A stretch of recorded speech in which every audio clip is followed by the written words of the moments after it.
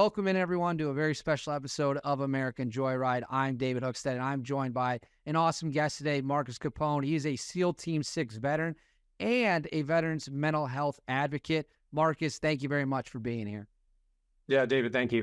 Excited to be on the show and see what you got to throw at me. People always say you got to get more SEALs on. You got to get more SEAL Team 6 guys on. We've been pushing out, getting more in. So I'm really excited to have another one in the fold. And I want to start kind of at the background for you. How did you find yourself in the Navy, becoming a Navy SEAL? Yeah. So I grew up in a household in New York. I grew up on Long Island in a beach community, Long Beach, New York. And I really didn't grow up with if you want to call it a patriotic background. My wife actually did from the Midwest. She wrote a letter to the veterans at 11 years old, which we still have in the living room here, framed, which I think is pretty cool. But my dad served. He was an MP, military police in the Army. He was a dog handler. Never went to Vietnam. My grandfather, his father fought the Italians in North Africa in World War II. He was a howitzer commander.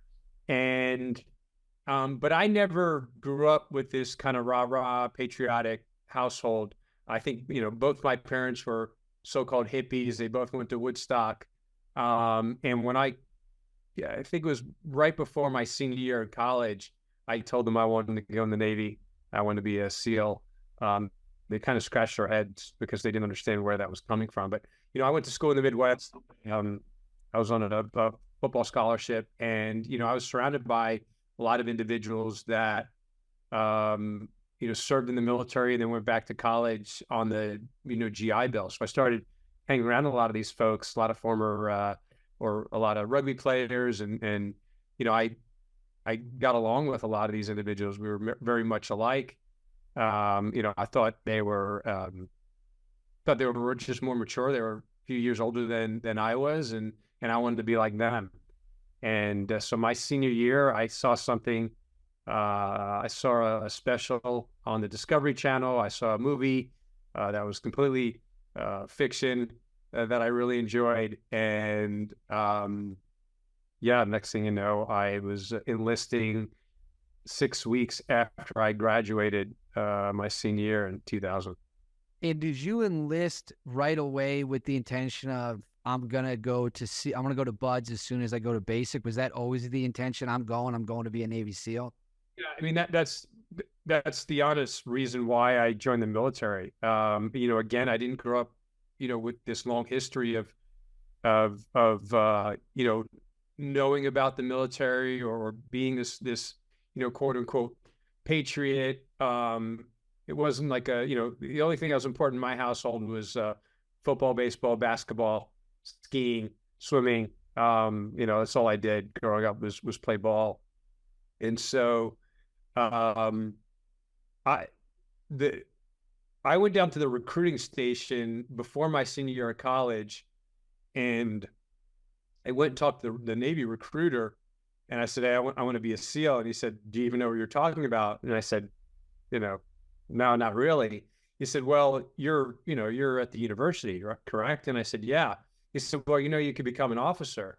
And I said, well, great. What's that? I mean, it was like, I was that dumb when it came to understanding the difference even between an enlisted person and an officer. And so when he said that, he said, yeah, you should be talking to the officer recruiting crew. And so he sent me to St. Louis, and I met with the officer recruiter, and I tested out for every officer program in the Navy except Naval Special Warfare, which was a 5326 designation. I think it was 5326 for officers. That was enlisted. I forgot what the designation was, but anyway, it was the only one I didn't make, which was Naval Special Warfare. It was a SEAL officer. But I got picked up for every other officer program. But David, it's not why, I was going into the military. I wanted to be a SEAL. So when I found out that I made every other officer program except the SEAL program, I said, no, thank you. And I went ahead and enlisted the next day. I love that. You could have been an officer, and instead you go to be enlisted to be a Navy SEAL. That's actually incredible. Good for you. When you get to buds, what was the reality of buds compared to what you kind of thought it was going to be?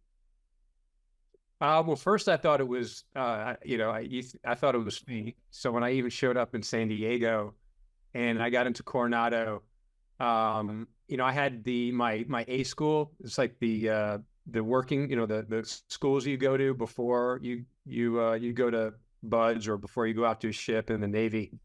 You learn a trade. And so the trade I was learning was sonar tech at the time. This was 2000.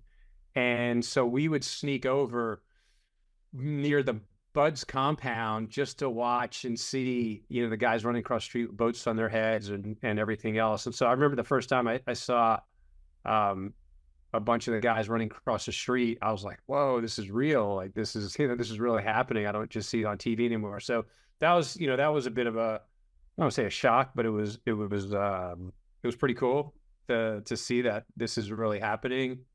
And then I was in class 236, which started in 2001, spring 2001, April 2001.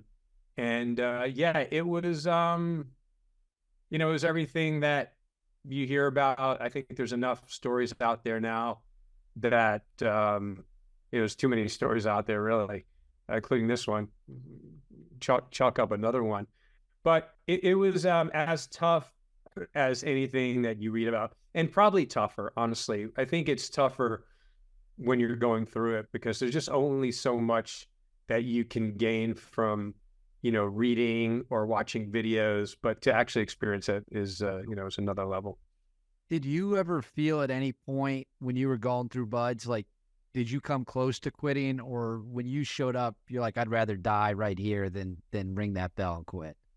I had one moment of weakness during all of buds. And that was, I think it was Wednesday night of Hell Week. For some reason, you hadn't slept in a couple of days. You're tired. You're all that, you're tired. You're hungry. You're cold. You're starting to question, what are you doing? This is ridiculous. And I remember like breaking down for like 3 seconds and going like, what am I doing here? And then kind of coming to and getting back in line and going through the chow hall at the time. So I never ever thought about quitting. I just thought it was something I had to get past to get on to the next thing to be a SEAL. So quitting never actually went through my mind, but I did have this like moment of just, why am I here? And I think it was more because I was just out of it and I was pretty tired, almost hallucinating at that time. But that was it. Other than that, I just saw it as a school I had to get through to get to my platoon and go overseas.